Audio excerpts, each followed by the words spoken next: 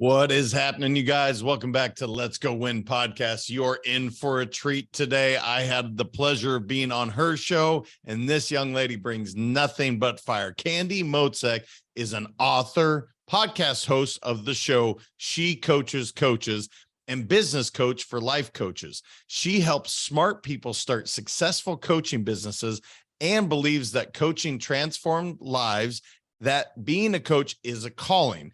She helps coaches get unstuck and feel more confident so they can play bigger, sign clients, and create more meaningful success. She is a recovering corporate executive, an engineer who combines practical strategy and mindset in her calming, unique approach.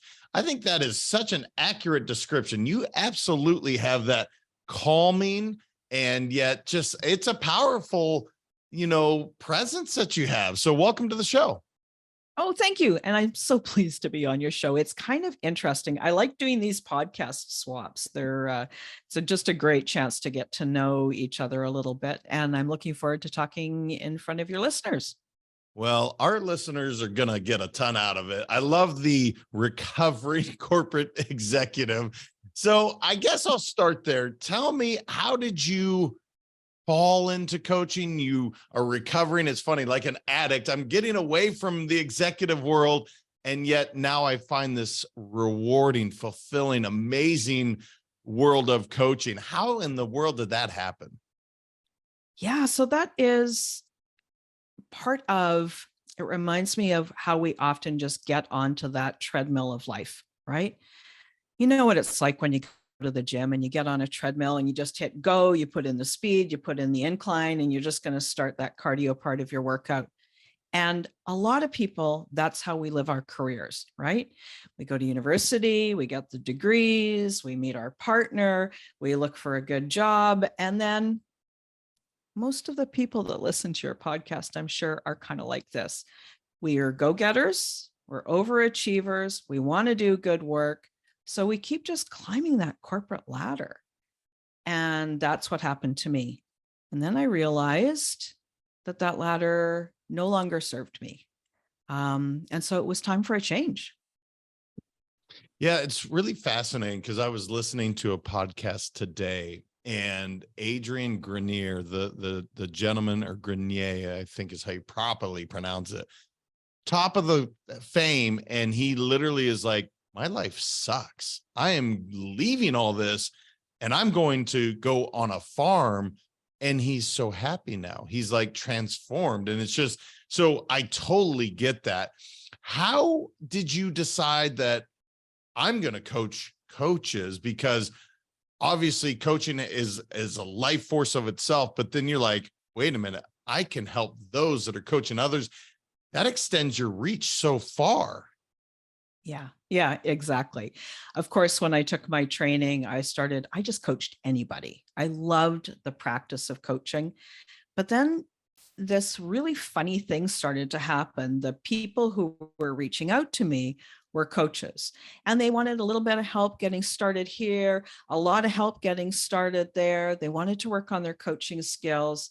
And frankly, a lot of them were really well-trained coaches, and they realized, oh no, I'm a coach, which is a tool set, but I have no idea how to sign clients. And that was really how it evolved. We forget we've got to do both things, right? Well, no doubt about it. And my listeners have heard this, but it's so important. If you ever hire a coach and you ask them, who's your coach, and they don't have one, fire them. Like, yeah, fire. Run. It's so true. There's a subject on here that I find fascinating because I've felt it myself, and that is imposter syndrome and how to quiet the inner voice of self-doubt. This is a huge subject. I mean, everyone, I think, has experienced this self-doubt for sure, but imposter syndrome, we finally put a title to it. I don't remember it 20 years ago, but it's certainly become prevalent recently. Talk to me about this. This is such a big topic. Yeah.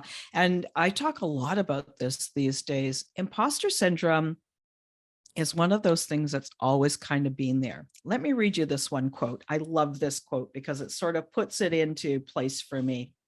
So this quote is somebody who you will know once I share their name. But what she said was this: when I won the Oscar, I thought it was a fluke. I thought everybody would find out and they would take it back. They'd come to my house, they'd knock on the door in the middle of the night, and they'd say, "Excuse me, we meant to give that to someone else." So my question for you, JM, who do you think that was? Wow. Well, you said female. Yeah. Gosh, now I'm going through as quickly. Let me give you a hint. Yes. She's won 2 Oscars, 3 British Academy Awards, 3 Golden Globes. She's an honorary Cecil B. DeMille winner. She's an actress, a director, and a producer, right? Like, this is someone who's super accomplished. Well, I feel like I should know this, and I am just blanking. You said British, so I'm like, okay, now I'm going through who is British. Yeah, and don't worry. It's the reason that I asked you this is because it's so shocking. It's Jodie Foster. Wow. Yeah, right? Okay, there's a lot to unpack with this one because she is brilliant. Like Harvard, like I think she's got a maybe Wharton. I mean, like her accolades are insane. Exactly. And I guess that's probably where you're going to go is no one is safe here, right? This is right. And the way, so yes, no one is safe. And that's why I asked, because the first time I read that, I was like, you're kidding. And it, I don't know, it shook me to my bones that somebody who outwardly is such an incredible talent, such a genius, and still has these challenges, just like we all do. And so that for me is why that message is so important, like to hear her inner voice of self-doubt and know that my inner voice of self-doubt, well, I'm obviously not nearly as accomplished as she is, but that my inner voice of self-doubt still has the same kind of thing to say that hers does. And my guess is that most of us are similar. And that's where imposter syndrome is sneaky. It makes us think that we're alone, right? And the minute we share, the minute that I tell you that, I mean, when I got promoted to director, in a large corporations, an international corp, I was like, oh, gulp. Now they're going to find out that I'm a fake, that I shouldn't have gotten that promotion. And when we share that that's how I feel, and you tell me that's how you feel at times, and she shares that, it makes all the difference. It takes that imposter and it puts it in the back seat of our car instead of driving, right? Yeah, so we're relating to someone and we're saying, I'm not alone, which no one wants to feel alone in this world, right? We want acceptance. We want to feel like we belong. That's fascinating that when we say it aloud, which sounds like one of the scariest things to do, right? I can't be that vulnerable, Candy. That's crazy. Right? But when you say it aloud, you're saying, oh no, I'm taking back my power. I am not an imposter. Fuck you. This is who I am. Is it truly that simple? It's not all, like, that's not the full solution, but like the sign behind you, show up as you. That place of vulnerability is that pivot point. It's that turning point for us. And to know that imposter syndrome is going to be on the journey with us every time we take that next level. So every time you try something new and it works, you're going to kind of doubt that maybe it was a fluke. So it's a partner. It's the sign that we're actually growing, not the enemy. And I think that really helps me a lot when I'm thinking about imposter syndrome. That's really fascinating. So it's not the enemy. So I'm super uncomfortable. I'm not feeling secure. Thanks, bud. Like, I mean, is that what we're supposed to say at this point? Yes, because a lot of it is a product of our biology. we've evolved to this place where our brain wants nothing more than to keep us safe and cozy in that little teeny cave. And, when you think about that, why we've evolved there, it is literally natural selection. The people who went out and took all the risks when there was real physical danger, they were the ones that were killed, and their genetic material was not passed down. It's the ones who were safe, who stayed in the cave, that reproduced. And those are our ancestors. So it is completely bred into us to be always wanting to be safe. My question is going to go to how and why we have to lose perspective as frequently as we do, because it's like, if we don't have something catastrophic, and I am certainly guilty of this, I have so much perspective this year because of losing my dad. And I'm grateful for that, but damn it, why did I have to have that? It's a big question, but I have to ask it because I'm seeking this myself. Why, as human beings, do we fall back into that pattern of, well, this is such a tremendously big thing when it's not? Sorry. I don't know if you can hear my dog barking. Oh, Nope. okay, good. Sorry about that. So tell me again, why do Perspective. we fall Why? back? Yeah. Why is it as human beings that we forget our perspective, and then we have to have some traumatic event where it's like, oh my gosh, and then we start to value every single moment and day and moment present that we have? Why is that? It's just a fascinating philosophical question that has been meandering around my head. Yeah. So why? Obviously, I don't know the full answer, but it makes me think that it's sort of part of the meaning of life, right? The growth, the moments of joy, the moments of grief, that's all part of our human experience. And we shy away from those painful moments, but they are still part of this journey. Like when I think of painful things that have happened in my life, maybe that's the reason that I can learn to be compassionate for others and myself. I don't know the reason, but I figure everything that happens in this world is to give us an opportunity to be an even better human, a more evolved human, a better community member, a more loving individual. I don't know if any of that resonates with you or not. Well, 100%. And the word that just is coming to me, and maybe we talked about this on your show, is surrender, right? Mm-hmm. And you surrender to the fact that, okay, maybe I'm crushing it financially, but I'm super unfulfilled and not enjoying it. And when I choose to show up as you, as myself, as the authentic me, when I surrender to all of that, man, is it freeing. And that's the word, as you were talking, that I just was like, you know what? That's the word that is just, for the last 5 years, has been almost like a mantra or a rally cries. I'm just going to surrender to what life throws my way, and good, bad, or indifferent. And there's a reason for it, and there's a lesson behind it. So that's what I hear when you say that. Yeah, that's super powerful. And it's sort of it feels kind of counterintuitive, right? Like that surrender could be the most powerful perspective that you could make. Like, what if that was true? I don't know. Do we I don't trust? know. Yeah, I want to keep exploring it. I'm sorry if I cut you off. You were pondering. So if there's more to it, I didn't mean to.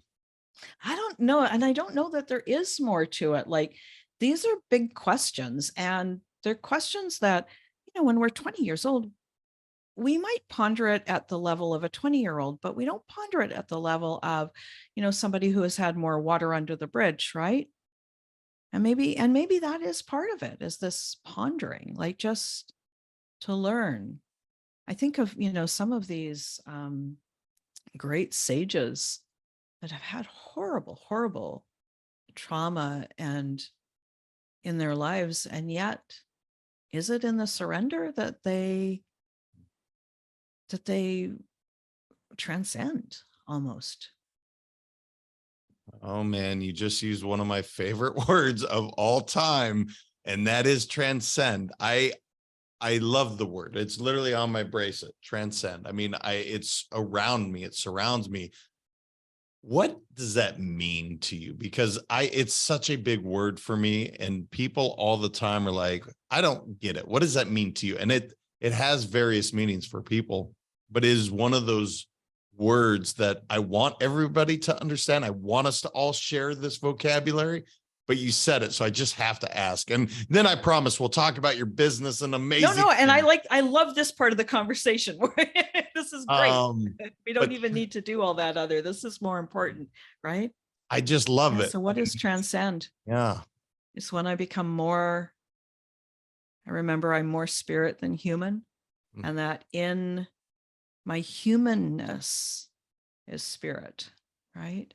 So it's not like I'm a major original thinker, but I have this belief that, when we look at quantum physics and we have solid matter, but what's between the matter is space. And then when I look at my planet and I look out into space and this nothingness, and it is in that space that is the divine. That is the universal intelligence. That is love. That is the light. And so for me, transcend means that I just barely touch the toe of that light, right? It is fascinating that we are all energy, right? Like this table, myself, this microphone, it's all energy. And these are big questions. All right, we're gonna go back for a second. I'm just curious because I get asked all the time, are you a life coach? And I say, yes, I think in your terminology, probably. But what I want them to say is, are you a lifestyle coach? So I'm going to start there, and I'm going to ask, being a life coach, what are some of the biggest challenges that we have? Because they're like flashing red lights for me, and I see it.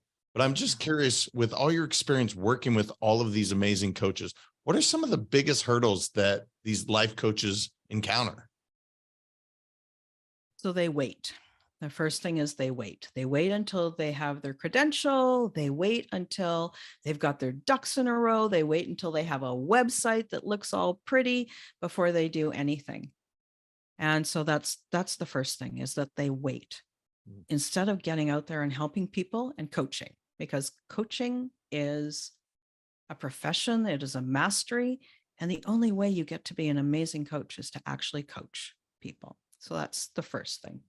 The second is that we have a misunderstanding about fear.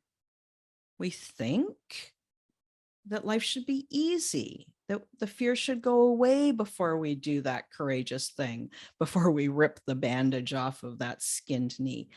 But, the word but is significant. It's behold the underlying truth, right? That's what but stands for. But fear is it's instantaneous. We extend our fear by waiting. If we just felt the fear and we just jumped, took the move, the fear would control us so much less. So we have this misunderstanding. We wait for fear to be over. We think that by waiting we'll avoid it. But in fact, the most powerful way to manage fear is to get moving, just to take action. So that's another one. My other thing that I think that coaches do a lot of is they get distracted with that shiny object syndrome. They look here on social and that there on social, and should I do TikTok? Should I do Insta? Should I do blogging? Should I do podcasting? And in all that indecisiveness, they don't actually do anything. So those are three of the big things that I see with coaches. Now I know why you coach life coaches, because it's three of the biggest things for human beings. Right. And yet the coaches are waiting. Let's talk about this accreditation, it goes back to the imposter syndrome, right? And you look at the sages, quote unquote, let's just take I don't know, Tony Robbins, for example, one of the biggest ones. Okay. And has anybody said, hey, Tony, what's your educational background? I've never heard somebody ask him that. And by the way, I No. do know it because I'm just an interested person. Yeah. But guess what? So- He didn't wait. He just dove in. He had a passion and a calling to exactly what we talked about. And he started helping people. So where does it come from that? Because I get it all the time. Well, what's your accreditation? Where did you go to school? Who gives a shit? But it is a real thing that people are faced with on the daily. Why? It's so weird. Yeah, it is weird. And what's so funny is that people ask you, I have all kinds of accreditations. Nobody has ever asked me once what they are, except for the people who sign up under the International Coaches Federation for me to be their mentor coach. But other than that, not one person ever asks me. So I think that it's pretty hilarious from that standpoint. Yeah. Why do we get stuck on that? I think it's just that we go to nursery school, then we go to kindergarten, then we go to grade school. And we're so focused on getting the gold star on our forehead or the A or the B or did you fail or whatever. And we think that somehow that gives us validity. Now, I'm not saying don't do coach training. I am all for good, solid training because it's a profession. You want to be good at what you do. But waiting for this credentialing, waiting for somebody to stick that gold star on your forehead is just not going to make you a great coach. It is fascinating how so much of our world is conditioning from what happened when we were young. So for instance, if I was to write 1,000-word essay, but within 250 words, I nailed it. If I turn that in, I get an F or maybe a D in American grading. I'm not sure if Canadian's the same. Actually, I've never gone to school there. So I get an F or a D, but what if the work is tremendous? And I'm talking like Gettysburg Address type stuff. It's fascinatingly, it's just that good. I would get graded poorly. And I think that's what you're saying is like, we don't say that 250 words is enough. We said, do 1,000 words. We're going to fill it and fill it. It's just weird. It is weird. Yeah. There's a whole theory about school training us to be compliant employees. Mm. And that somehow serves the meritocracy of if you work hard and check the boxes and follow the rules, then you will be successful. And that is what school designs us to do. It doesn't design us to be critical thinkers. That's no excuse. We can still read, we can still think, we can still figure it out. But you have to put in a little bit of extra oomph to go down that path, right? Yeah. Independent thought, I guess, scares. It does. It scares the norm that you're going to think outside the box. Although those are the folks that have really done tremendous things for our world. So you think we would support that and be like, great idea. You dropped out of college and you changed the world. Like, I don't know why. I guess it's a conditioning thing. I keep saying I don't know because I'm that conditioned. Right. To that. It is fascinating. You said, behold the underlying truth. I've never heard somebody talk about that with but. Did you come up with that on your own? I've never heard that. That's fascinating. No, a woman taught me that years ago. And it stuck with me.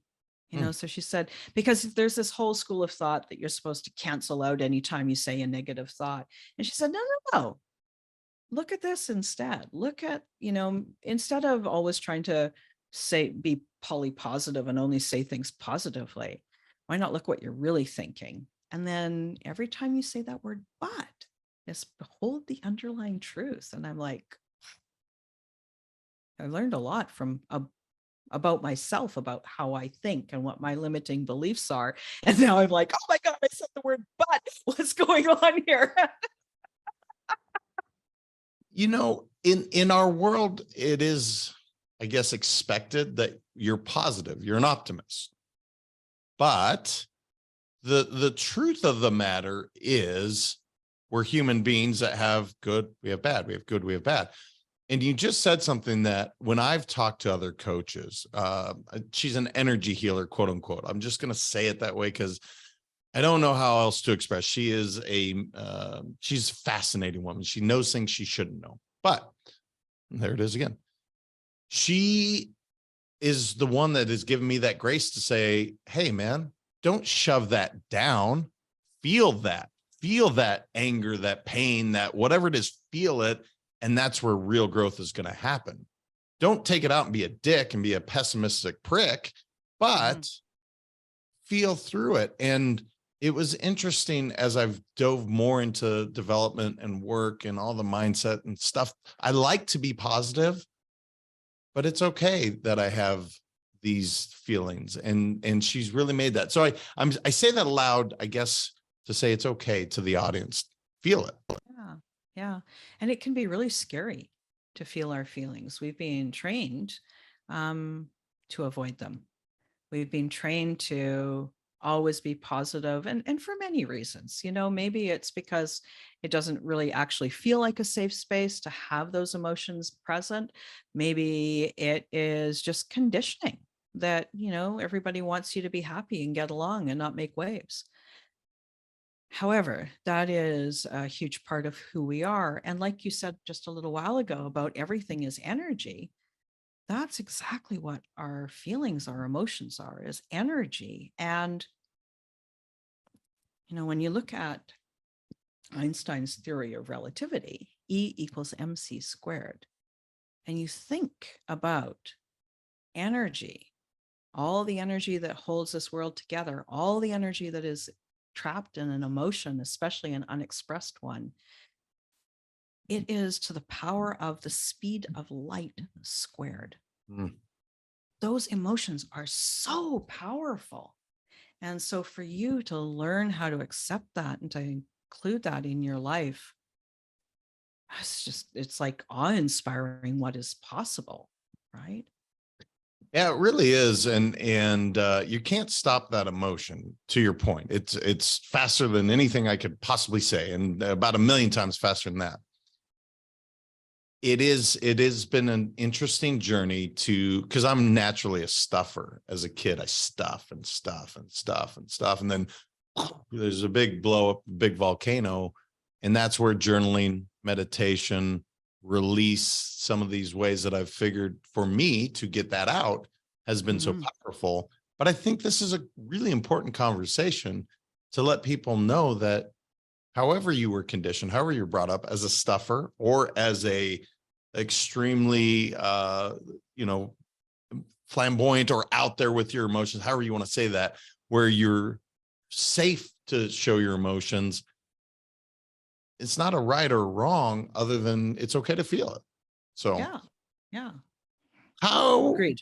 I'm sorry. I have nothing to add, just that agreed. The shiny object syndrome, I think so many of us, I mean, especially as we have more and more notifications and beeps and things, and the world is just fast. How have you found it most effective to not do that, to not reach out and just go grab the next thing, but really hone in and focus in on what fulfills you and what really is what, it's what we're all looking for, is what drives me. How did you find, what are some tactics to avoid the shiny object syndrome? Yeah. So a couple of them you've already named: meditation, journaling, centering yourself, staying grounded. But one of my favorites is to take my phone and either delete the app entirely, takes a second to bring it back when I want to, or I do this thing where I put my phone on grayscale. And then, so if I turn off notifications and then I put it on grayscale, there is something, and I wish I could credit where I heard this from, but it really works well. When your phone is on grayscale, it does not attract you. It doesn't give you that same dopamine hit that it does when it's in color. So such a simple thing. It takes 2 seconds to go into the accessibility settings, put it on grayscale, And then your phone becomes kind of boring, and it really supports you in making that change. I'm doing it immediately. Mine is on the other side of the room right now. So I don't even know what grayscale is, but I'm doing it. And I'm not even that tethered to my phone, but I watch my kids and I know you said dopamine. Now we are literally messing with our biology. This phone is messing with our biology. And there's no amount of discipline, I don't think, that if it's dinging and dinging and dinging, that you're going to be like, oh, no, that I'm not even interested. And our kids are growing up in a world where, gosh, if they don't have some real tools, man, they're going to want that all the time. And now we're depleting ourselves of so much. It's fascinating. So grayscale, I love that. Thank you. yeah. Yeah. And that whole thing about dopamine is a real deal. So those phones, the phone manufacturers make those phones specifically to appeal to our body and brain chemistry. And then we are advertised to in the same fashion. And then we wonder why we don't get anything done, or that we don't lead our own life. It's because we pay money for something that is not always a service to us. There was one other thing here. Oh, I might have forgotten it. Oh, I know. For kids, the thing that is really interesting is I bet my kids are grown, but outside, if they go outside, right? Hike, be in nature, kayak, do all that outside stuff, it makes so much difference, right? Yeah, we can't pass this by because you said grounding. And I want people to hear this because it's not just kids. Let's be clear. Vitamin D, grounding, nature. Talk about what you do for grounding, because I think this is, I don't think, I know how important this is to recharge us as human beings, as energy. Grounding is so huge. So how do you do it? Yeah, so I have a continual grounding practice. Particularly when I'm working with my clients, I always ground before and during my sessions. And it's just a matter of me intentionally connecting my energy to the earth. But I work out of my she shed, and it's a little house in my backyard that my hubby made for me. And if it's not cold, which it's not too bad today, but if it's not cold, I'll often walk barefoot. So this thing about barefoot walking, it is a real European long-standing trend, and it's super effective in connecting us to nature. A lot of the Europeans, Germans in particular, they will wade in streams to stay really connected to the earth. And so, there's the practical ways of doing it, as well as you could do more of a spiritual approach. Yeah, it is interesting how so many of the other cultures, even though they are surrounded by concrete, I've been to Germany a lot. There's plenty of it there, just like we have in the States. Mm-hmm. However, they are intentional, whether it's the saunas or the cold baths or, like you said, the streams. It's really interesting. I want to ask you about the mindset shift that you made going from being an employee to really an entrepreneur. How? That's a big shift. And obviously you found your passion and what you really wanted, but there's still, that's a pretty big leap to take. So what did that look like for you? Painful. We'll start with that. Um, I think if I boiled it down to the word responsibility, that would probably sum it up. So, we can talk about responsibility as if it's the weight on your shoulders, but we can also talk about responsibility as if it is our privilege. It is completely up to me to create exactly what I want to create. And when I take that approach, it is so freeing. So this transition from employee to entrepreneur, responsibility.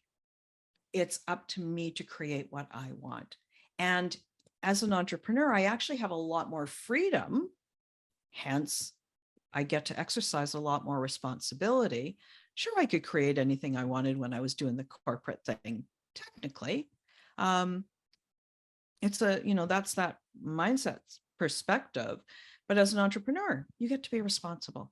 So you get to choose. Do I want that to feel like a burden and a chore, or do I want to feel like that's freeing and like it is my privilege to be responsible to create this? Yeah, and obviously as human beings, creating is where, I mean, we want to create. And I guess what I hear in that is it is amazing to go from being it's now on me. If it's up to me, if it's up, if it's to be, it's up to me, I think is what I was trying to say there. Yeah, yeah. But how we all probably need that creative space to be able to really to create and let that out. That's we're creative beings. Oh man, I had such a good question for you and it just slipped my mind. Happens, right? Oh, I know what it was. The she shed. We Mm. talked about on your show, but you hear man cave so much. You can't just let this one go by and just she shed. Ladies, listen up. She's on to something. This is awesome. Yeah. So my she shed it's a little house. It's 120 square feet in my backyard.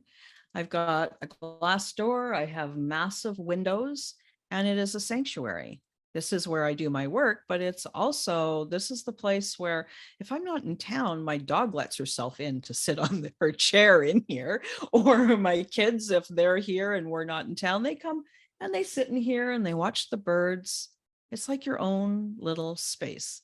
It is I guess, the female version of a man cave.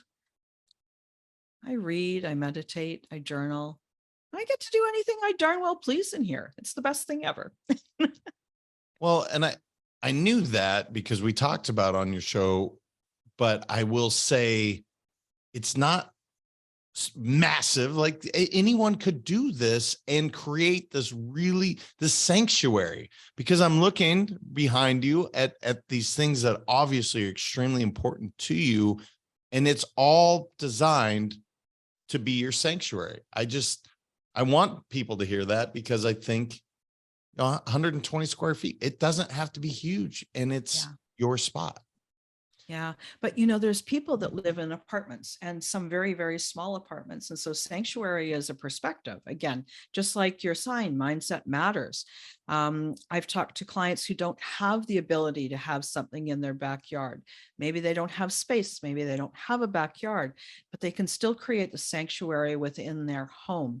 And so I have this concept that has helped quite a few of my clients.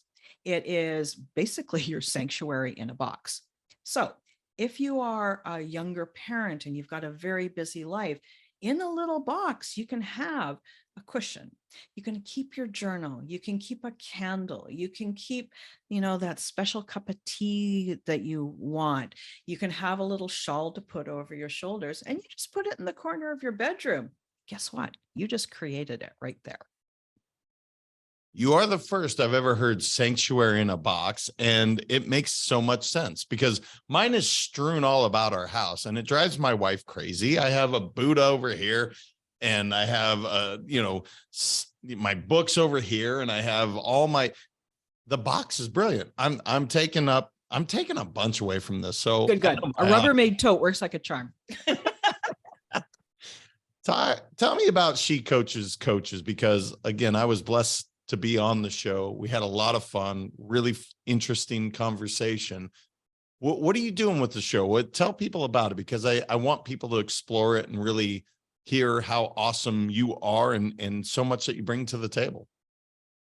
Thank you. I appreciate the opportunity to share too. So it's a podcast. It's been going on for a couple of years now, and I use it kind of as an experimental ground. I do solo episodes, I do short episodes, I do longer episodes. I get to interview amazing people like you. And I also do coaching occasionally on there, I love doing that. It's an experiment. mainly because it scares the crap out of me. and but I'm always telling my clients they've got to take the risk. So it's like me living in integrity with what I ask them to do. So solo episodes, interviews, I do compilation episodes as well. I love to try all kinds of stuff and just see what resonates with my listeners and how can I serve them best. It's a ton of fun. I love doing a podcast. It's great. Yeah. I mean, I could spend a show just droning on and on about how much I love podcasting. Yeah. I want to give you just open space to anything we didn't talk about that you're like, JM, I want to share this with the audience before we kind of wrap things up. Anything that's really on your heart right now? Yeah. So just to follow along to your comment that you could do an entire episode on podcasting and how much you love it. For me, this allowing somebody to be a guest on my show and then to do an interview swap like you and I have done is really a rich and rewarding experience. And so that's what I would share, is that people think podcasting is complicated, but it's not. It's really just a conversation. And so anybody who is considering either hosting or being a guest, you meet some of the most amazing people. And I would highly recommend that if it looks like you might be interested, go for it. just no questions asked. It took me a while to decide to do it. And it has been one of my absolute all-time favorite things to do for my business and just meeting really interesting people. Yeah. Yeah, I love it. And I second everything she just said. And if you don't choose to throw a camera or a mic in front of you, just go have these amazing, authentic conversations. Ask more than surface level questions, and you find out so many amazing things from incredible people. Candy, you are brilliant. Where is the best people for my audience to connect with you, whether it's online, maybe it's a podcast? Where's the best place for them to connect with you? Yeah, the easiest place is to come and check out my podcast, She Coaches Coaches. They're listening, they're watching you here. So it's the same modality and it's an easy thing. Yeah, just the tongue twister, She Coaches Coaches. Once you listen to an episode, if it's, if you like my way, there's lots of ways to come and join me in community, but I would highly recommend that. Very cool. Go check it out, you guys. Go check out my episode. I promise you, if you like this, it was very similar. And I have so much synergy and energy with you. I just think you're amazing. So thank you for being here and sharing your wisdom. Oh, thank you so much. I just loved this conversation. I really appreciate you and the time. It truly is my pleasure. You guys, I mean, there's so many fun things with that conversation, and I want you to check out her show. I want you to share this because this affects everybody. Imposter syndrome. We talked about misunderstanding, about fear, but has a whole new meaning. Share this out with the world, you guys. And remember, until next time, your mindset matters. I appreciate you all. Thank you so much for listening. If this content is delivering value to you, please make sure to subscribe, rate, and review us. That helps us build this community, and that is what we are all about. Building this community as big as we can, helping as many people as we can, and deliver as much value as possible. Be sure to head over to letsgowinpodcast.com for information on my coaching courses, and make sure to follow us on Facebook, Instagram, and LinkedIn at Let's Go Win 365. Let's go win and transcend in life. This is the Let's Go Win podcast with your host, J.M. Ryerson.